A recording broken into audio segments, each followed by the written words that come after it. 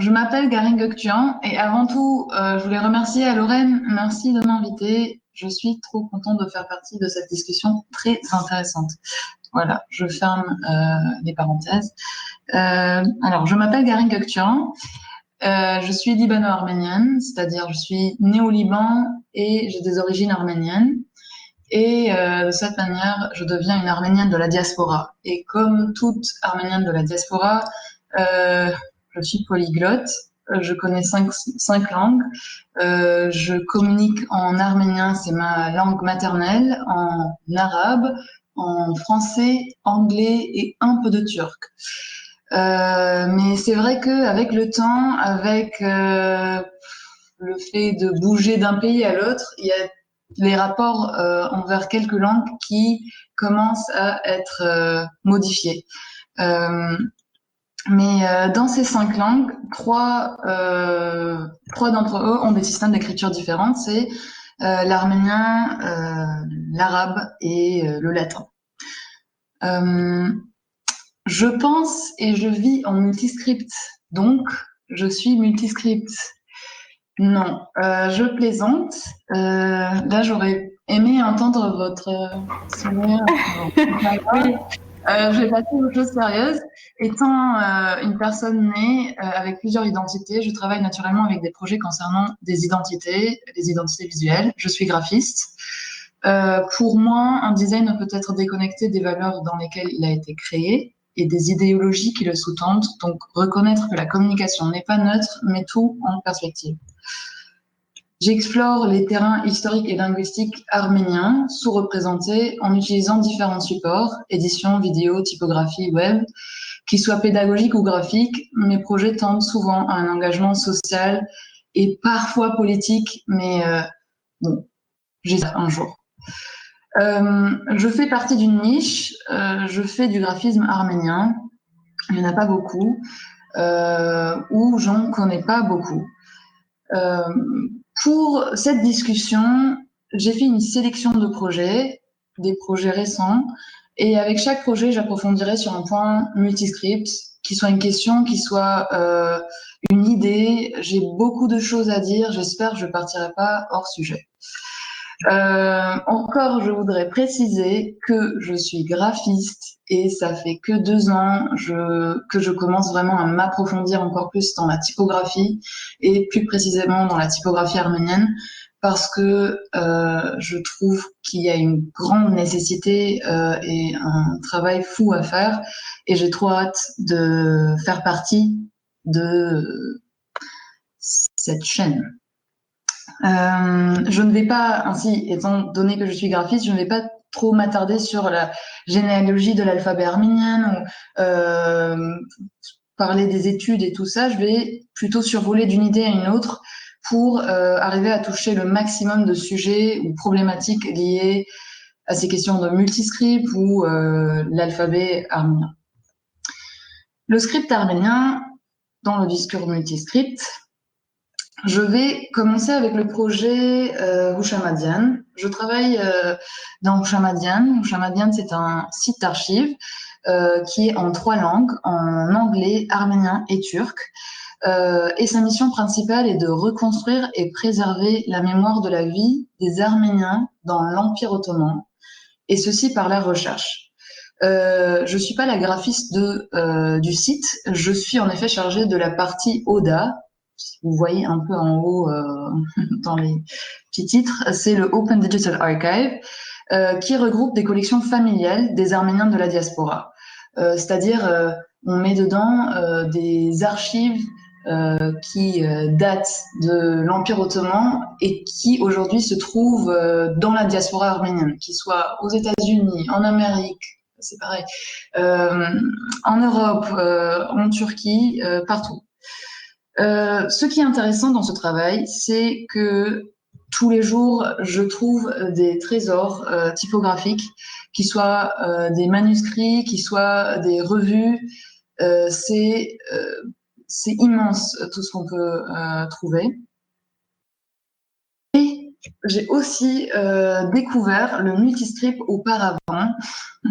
Ici, vous voyez documents officiels comme des diplômes, des passeports des Arméniens de l'Empire ottoman qui sont venus, qui ont essayé de sortir d'Anatolie, et à ce moment-là, ils avaient besoin de passeports et de documents officiels. Et on voit, par exemple, dans ces 4 premiers, que le multiscript, c'est en essayant de trouver une typographie plus ou moins similaire. C'est pas tout à fait pareil, mais l'harmonisation est réalisée par la mise en place d'une mise en page qui est symétrique et qui essaye de un peu structurer les deux langues. On trouve de l'arménien avec le grec, l'arménien avec le français, l'arménien avec l'anglais, et même à droite, l'arménien avec l'arabe, le turc qui était écrit en script arabe pendant l'Empire ottoman, mélangé avec de l'anglais et du script, et c'est fou.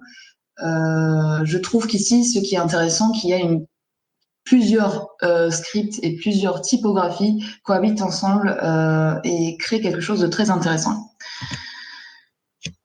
Alors, je me demande, où sont les versions digitales de ces fonts arméniens qu'on trouve dans ces archives? Où est-ce qu'on peut trouver les fonts arméniens, et comment faire du graphisme arménien sans typographie? Alors, ici, vous allez voir encore un autre problème, c'est mes projets où j'ai pas le temps de créer des typos pour chaque projet parce que c'est des nécessités et en urgence. Donc, moi aussi, j'utilise le même système de recréer une mise en page qui est similaire aux deux langues, et de, de mettre les informations de la même manière avec les deux scripts, ici le grec et l'arménien. C'était des affiches pour un workshop à Athènes avec Ouchamadian, la même organisation. La couleur du background est un peu bizarre, mais c'est pas grave. Ici, encore une fois, c'était un autre projet trilingue. C'était des affiches pour un séjour linguistique qui s'appelle Zalmanazan, qui se fait tous les années en Haute-Savoie, où des jeunes arméniens de partout se réunissent pour parler en arménien occidental. Ici aussi, c'est le même système. J'ai créé une mise en page, des éléments graphiques, et puis la typo vient à la fin. Alors que je pense qu'il faut penser aussi différemment. Ici, par exemple, étant donné que j'avais pas la version arménienne de cette typo latine, j'ai créé en me basant sur le latin, ce qui n'est pas une très bonne idée. Mais c'était une expérience. Je vais passer à un instant histoire, juste pour ceux qui ne connaissent pas le script arménien ou l'alphabet arménien. À droite, vous trouvez l'alphabet arménien. C'est que les capitales, les majuscules. Et au milieu, c'est notre cher moine Mesrop Mashtots qui a créé les 38 lettres arméniennes et il a mis au point à l'an 405. Ces 38 lettres sont 38 lettres pour une unité de langue, d'écriture et de religion qui cimentent le peuple arménien malgré les nombreuses catastrophes qu'ils subiront. Ces lettres seront un élément puissant de cohésion dans son histoire face à l'adversité. Ainsi, une étroite relation d'interdépendance existe entre le peuple arménien et son écriture. Les lettres mises au point par Mesrop Mashtots, ce moine-là, fonctionnent comme un instrument phonétique complet. L'alphabet comporte 8 voyelles et 28 consonnes et se lit de gauche à droite. Il véhicule une forte charge mythique et religieuse, comme en témoigne par exemple la signification attribuée aux lettres Hype, c'est la première lettre, et l'initiale du divin Astvad. Astvad en arménien ça veut dire Dieu, donc la première lettre de l'alphabet réfère à cher Dieu, et la lettre finale c'est l'initiale, c'est le K qui est l'initiale du Christ. Ces lettres sont de véritables icônes. À la fin du XIIe siècle, 2 lettres latines, O et F, sont ajoutées pour transcrire certains noms étrangers portant le nombre de caractères à 38 lettres. Voilà, là j'allais montrer une autre typo, j'ai oublié. Cette police de caractère, c'était ma première police de caractère que j'ai créée pendant un workshop de Sébastien Sanfilippo à Bruxelles en 2017, si je ne me trompe pas. Et c'était basé sur les lettres calligraphiques dessinées à la main par Henrik Manataganian. Et c'est aussi inspiré par les panneaux de signalisation en Arménie. En fait, c'était un exercice, une intro pour moi à la typographie et en même temps parce que j'avais encore une fois le besoin d'une nouvelle typographie pour utiliser pour un projet. Création de typographie par nécessité. Et j'ai nommé ce revival Nur Uri qui veut dire nouvelle voix en arménien. Cette deuxième typographie, plutôt police de caractère, on l'a créée avec Morgane de Ferrec. Morgane travaille plus sur les caractères, sur le script latin du fond de spaghetti, celui-là. Mais encore, on a créé au sein d'un projet que je vais parler dans quelques minutes. Et qu'est-ce que je pourrais dire d'autre? C'est dans l'objectif, ce font-là est dans l'objectif de l'utiliser comme font display. C'est pas mal aussi pour les body text, mais vaut mieux pas. Voilà, ça c'est les majuscules, et puis les numéros et les ponctuations arméniennes. C'est un travail en cours, on n'a toujours pas fini. L'objectif c'est de le mettre open source et laisser libre cours à n'importe qui à ajouter ou changer des lettres s'il le veut, parce que c'est un sujet vraiment bien débatté, parce que dans toutes les écoles, on n'apprend pas la même manière d'écrire une lettre. Ce qui est intéressant à rechercher. Voilà, avant ceci. Il faut savoir que jusqu'à présent, je vous ai montré et parlé des projets qui utilisent l'arménien occidental, c'est-à-dire l'arménien de la diaspora. Avant de creuser dans le multiscript, je voudrais ouvrir une parenthèse qui explique la complexité de cette langue diasporique. Cette même langue arménienne composée de 38 lettres est utilisée et prononcée différemment par rapport au lieu où elle est pratiquée. Il faut distinguer les deux dialectes. Il y a l'arménien oriental, Areve Lahayren, et l'arménien occidental, Arev Medahayren. L'arménien oriental, c'est l'arménien qui est parlé dans le pays, en Arménie, alors que l'arménien occidental, c'est l'arménien de la diaspora. Donc, ainsi, l'arménien oriental devient une langue officielle. Et après d'être officielle, c'est la langue souveraine qui est utilisée dans tous les documents officiels, dans le pays, partout. Alors que l'arménien occidental, c'est une langue survivante qui a survécu dans la diaspora et qui a jusqu'à maintenant oui, survécu. J'arrive pas à l'expliquer différemment. Alors l'arménien oriental a des empreintes russes parce qu'il y avait l'Empire russe et avec l'Empire russe qui se mélangeait dans les documents officiels, forcément il y a eu des empreintes de mots russes. Aujourd'hui, ils recommencent après l'indépendance, ils ont recommencé à recréer des mots en arménien, alors que l'arménien occidental a toujours essayer de créer de nouveaux mots, même si quelques mots du pays de résidence ont été un peu insérés à l'intérieur. Mais ça dépend de chaque diaspora. Par exemple, au Liban, on utilise le yalla, khalas. Quand on parle l'arménien, forcément, aux États-Unis, ils vont dire like, ces petits mots qui s'ajoutent, mais qui sont pas officialisés. Ces deux dialectes ont aussi une différence, c'est la prononciation. L'arménien oriental a gardé des degrés de prononciation. Par exemple, ici je donne les trois types de consonnes. Le premier, c'est le D. En fait, c'est trois lettres. Il y a la première qui est le D et le dernier, c'est le T. Et entre les deux, il y a un T.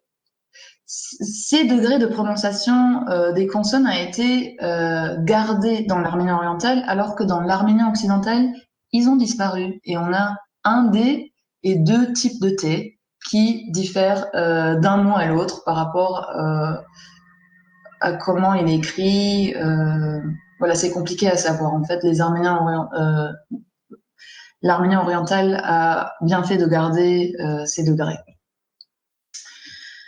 Encore une autre différence, c'est qu'il faut savoir qu'on a beaucoup de ressources de livres en arménien oriental, et donc les utilisateurs aussi de l'arménien oriental sont plus que les Arméniens de la diaspora.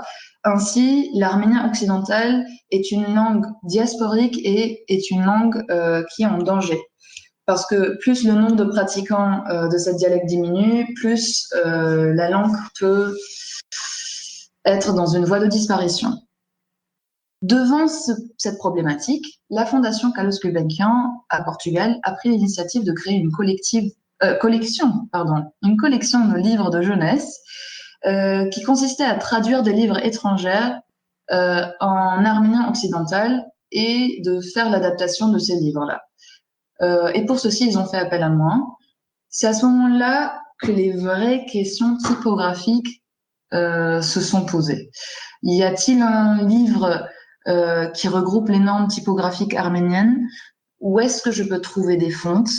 Comment libérer la typographie occidentale arménienne des séquelles de la fin de l'ère soviétique? Je vais vous montrer de quoi je parle. Ici, je présente, il y a les livres Les Derniers Géants, c'était un livre en français, traduit en arménien, je l'ai mis en page. Et puis, C'est moi le plus fort aussi, c'était un livre en français, traduit en arménien. Pour les deux, j'ai utilisé des fontes de Edi Krabouzian, qui est un typographe en Arménie. Et étant donné que j'essayais de trouver des fontes qui étaient similaires ou qui portaient des similitudes aux fontes latins, j'avais pas le choix. C'était comme s'il y avait que Monsieur Edi Karabouzian qui était là pour me sauver et de me donner des typos que je pouvais utiliser. Donc c'est ce que j'ai fait pour les premiers livres. Troisième livre, c'est vrai que là je vous montre que les couvertures, puisque je vais pas avoir le temps de montrer l'intérieur des pages. Je vais vous montrer après d'autres livres. Là, la typographie qui est faite sur la couverture est faite par l'illustrateur du livre. Et donc, j'ai dû changer quelques lettres qui étaient dessinées et donc qui étaient plus des symboles ou des dessins que des lettres et qui étaient illisibles. Là, j'ai pas fait le before and after, mais j'ai bien travaillé dans son illustration et même dans les petites lettres qui sont dans les petites boxes aussi. J'ai essayé de jouer un peu avec, mais j'avais pas beaucoup de liberté, beaucoup de contraintes à chaque fois que je travaille avec le script arménien. Ici aussi, c'est un livre taïwanais qui était traduit en arménien. Là, c'est encore autre chose. À l'intérieur du livre, on avait des problèmes avec la longueur des lignes des phrases arméniennes, alors que le taïwanais, c'est vraiment des symboles, ça prend pas beaucoup de place. C'était vraiment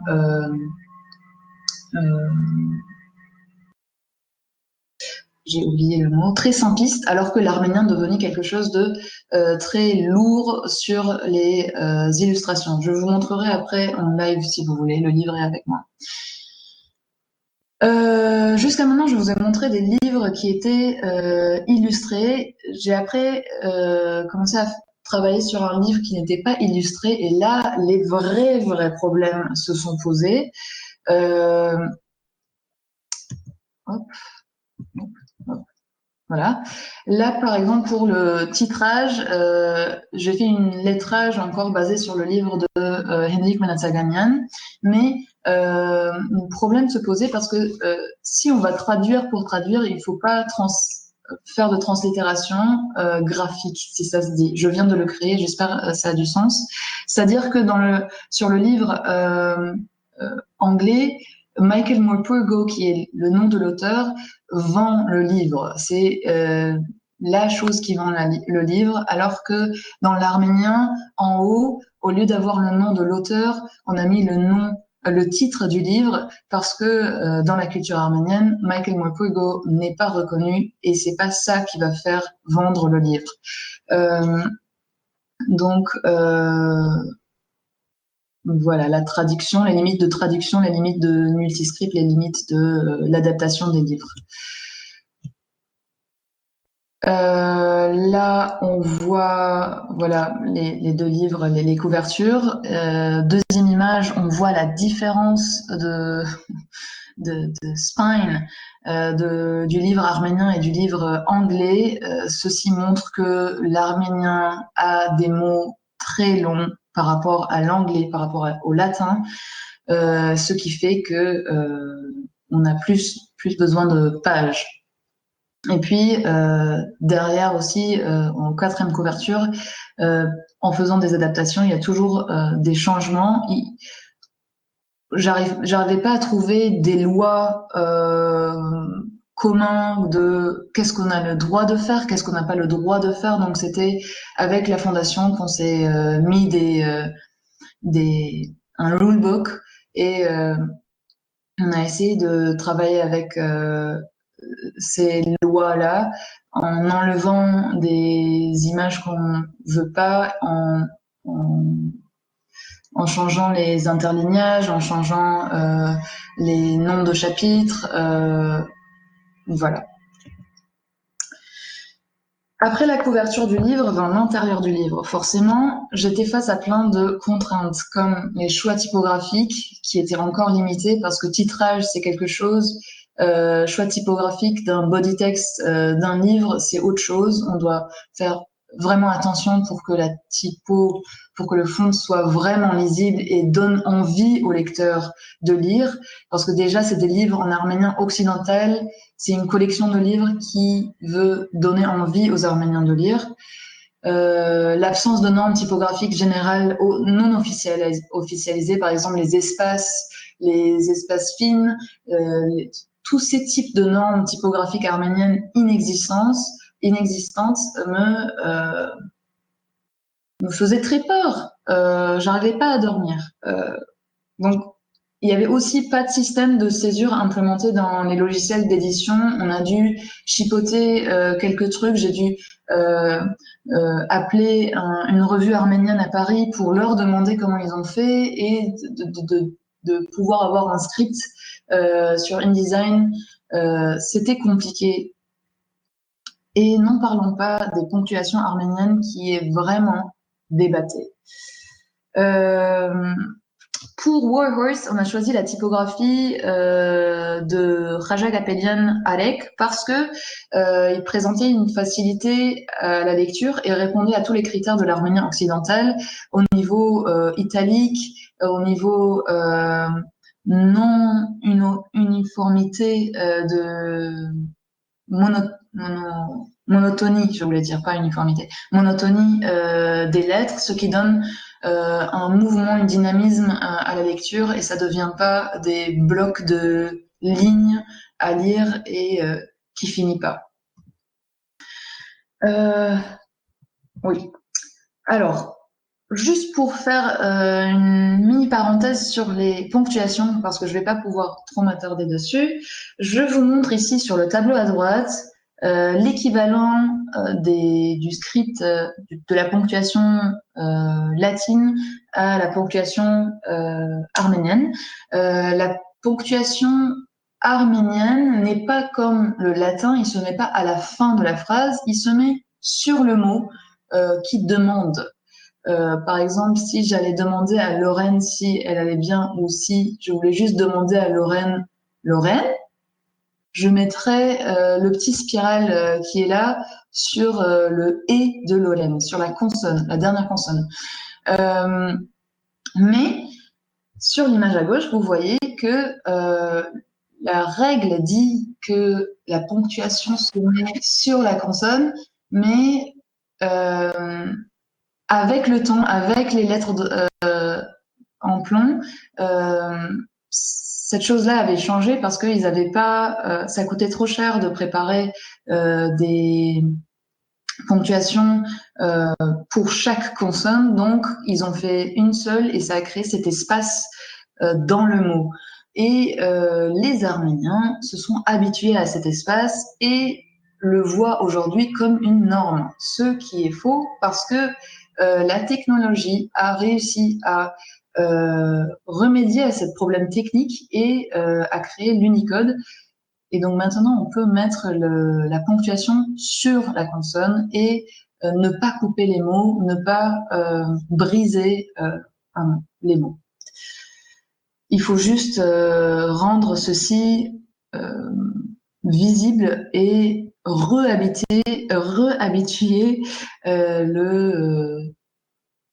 la vision des Arméniens, la manière de voir, la manière de lire.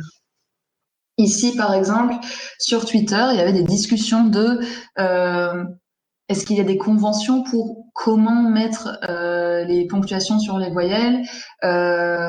Est-ce que jusqu'à maintenant j'ai dit consonne? Je suis désolée, c'est sur les voyelles.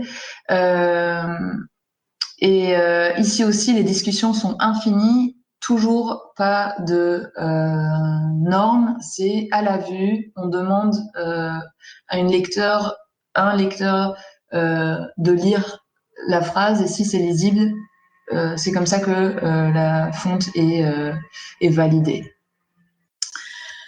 En 2019, j'ai été contactée pour un projet de site web en arménien occidental encore, qui regrouperait une multitude de ressources en arménien occidental qui pourront être utiles pour la pédagogie, l'apprentissage et le développement de la langue arménienne occidentale. Je suis désolée Lorraine, on est en retard pour toi. Okay. Le projet s'intitule Zundouk, qui est un nom inventé sur base de mot Sunduk, qui signifie en arménien coffre. Et pour ce projet, j'ai fait appel à Morgane Leferrec, qui est une graphiste française qui vit à Bruxelles, afin d'avoir un regard non arménien sur le projet, parce que j'avais besoin de me distancier, d'avoir une distance avec le projet et de voir d'une autre manière.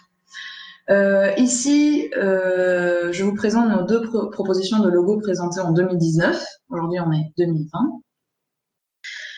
Dans le briefing initial, Zundouk allait être un site web en plusieurs langues, mais au fur et à mesure du développement du projet, ils ont décidé de faire tout le site en arménien occidental, par peur que le lecteur ou l'utilisateur par facilité, choisira la langue de l'Internet, c'est-à-dire l'anglais ou le français, au lieu de lire l'arménien.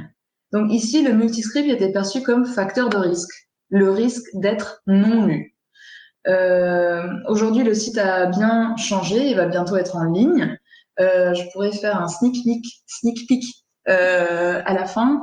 Et nous avons utilisé le font spaghetti comme display font parce qu'ils ont choisi la première version du logo, proposition.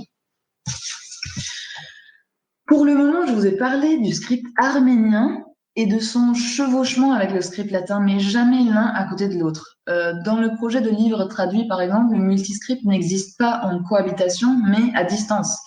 Chaque livre se lit tout seul et à part. On ne les lit pas l'un à côté de l'autre. Donc, je me suis dit, je vais faire une comparaison entre le script arménien et le script latin. C'est une petite comparaison basée sur mes recherches subjectives qui va pouvoir me guider vers ma conclusion. J'ai fait le choix de comparer le script arménien avec le script latin pour la simple raison que ces deux scripts sont toujours associés dans la communication dans la diaspora. Et je vous explique. Donc, dans le script arménien, les majuscules ont été toujours véhiculent toujours un caractère sacré et national. Donc, dans les écrits manuscrits et dans les anciens livres, le majuscule était un traitement de faveur et ils adoraient faire des lettrines. Ceci s'applique aussi dans le script latin. On trouve aussi des lettrines. L'italique dans le script arménien, c'est compliqué parce que l'italique, on utilise souvent dans des textes afin de mettre un mot en valeur ou de le faire sortir d'un pavé de texte. Alors que les lettres arméniennes de base sont légèrement penchées et quand on met de l'italique, l'arménien italique, à côté de l'arménien romain, régulier, on n'arrive pas à vraiment voir cette différence. Ainsi, ici, on a un problème et j'aimerais bien travailler dessus, par exemple. Alors que le script latin a l'italique et le romain, et l'italique est là pour montrer qu'il y a quelque chose à part, quelque chose à voir différemment ou à lire un peu différemment. Les longueurs de mots, comme je vous ai montré dans le livre, l'arménien est vraiment très long par rapport au latin, puisqu'il y a encore moins de blanc dans les mots. Les formes de l'alphabet, le script arménien est plus hiératique, c'est-à-dire il a un côté un peu très religieux, avec ses aspects verticaux des lettres, moins de courbes et plus des formes répétitives. Ce qui est différent dans le script latin, qui est des formes assez variées, beaucoup de rondeur contrastant avec les lignes plus droites. Et cet aspect-là, fait beaucoup de différence dans la noirceur du texte. Par exemple, un pavé de texte en arménien à côté d'un pavé de texte en latin, l'arménien devient tout de suite très noir visuellement par rapport au latin. Voilà, il y a aussi la reconnaissance et l'utilisation. L'arménien occidental est vraiment utilisé par les Arméniens qui connaissent la langue. C'est pas une langue publicisée et je pense pas que voilà. Je sais pas comment finir cette phrase, alors que le script latin est présent à l'échelle mondiale. Quelque chose de très intéressant. Lorraine m'avait envoyé une revue Deep Oudal, qui est une revue de Theodoros Labdjian, qui a le pseudonyme de Théotique, qui était hyper connu dans les années 1900 pour ses almanachs. Et c'était un mec contemporain à son temps. Et dans sa revue, j'ai vu que au lieu d'utiliser l'italique, il utilisait une autre fonte. Et pourquoi pas? Très intéressant comme système. Et je me disais pourquoi pas ne pas créer un multiscript en pensant de cette manière-là. Donc, une nouvelle manière de concevoir le multiscript à cette question, je dirais, c'est ma conception, je ne mettrai pas beaucoup d'efforts pour uniformiser formellement les scripts. J'aimerais plus marquer l'identité de chaque script et instaurer les différents scripts ensemble pour créer une complicité. C'est souvent répondre à une nécessité ou pas du tout, simplement jouer, parce que c'est vrai que avec les lettres arméniennes, on a toujours peur de les toucher, étant donné que très longtemps ils sont restés intacts. Donc aujourd'hui, il y a une plus grande peur de les toucher, de les changer un peu. Je pense aujourd'hui c'est le moment de le faire pour passer d'une dominance à une cohabitation avec les différents scripts. Ici, un autre point historique archive que je pourrais partager, c'est ici on trouve des photos d'Arméniens de la diaspora qui sont venus qui se trouvent dans leur diaspora, disons.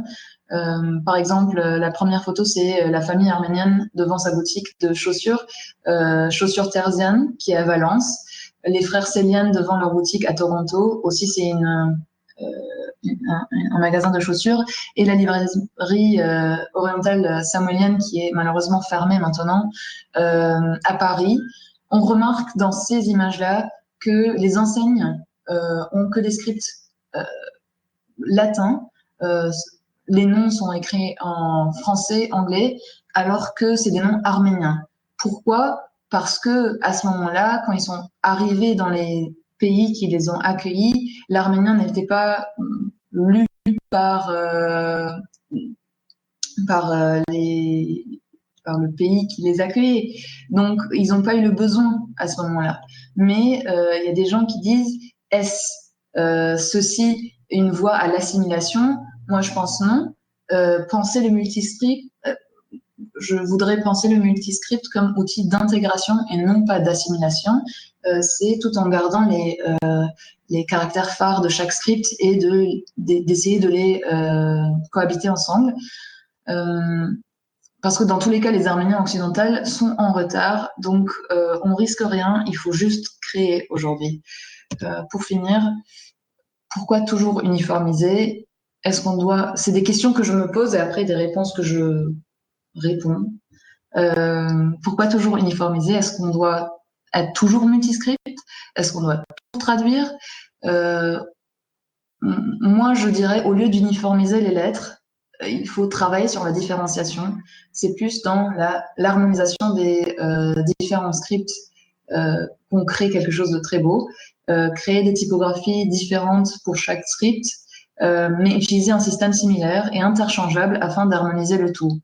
Par exemple, ici, je dirais, pourquoi pas, par exemple, le latin a une typographie différente, un style différent, et l'arménien a un style différent, mais l'italique de l'arménien correspond au style du latin.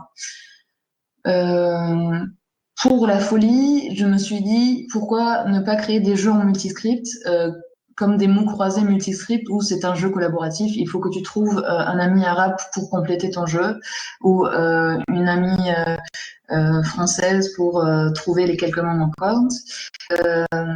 Et pour qu'une langue survivante devienne vivante, le cas de l'arménien occidental, il faut qu'elle crée et qu'elle traduise. Pardon pour la cote. Donc, il faut qu'on crée et qu'on imprime, qu'il soit revu, affiche, sticker, n'importe, ou même digital. C'est le moment de le faire parce que il faut plus attendre, il faut faire. Merci beaucoup.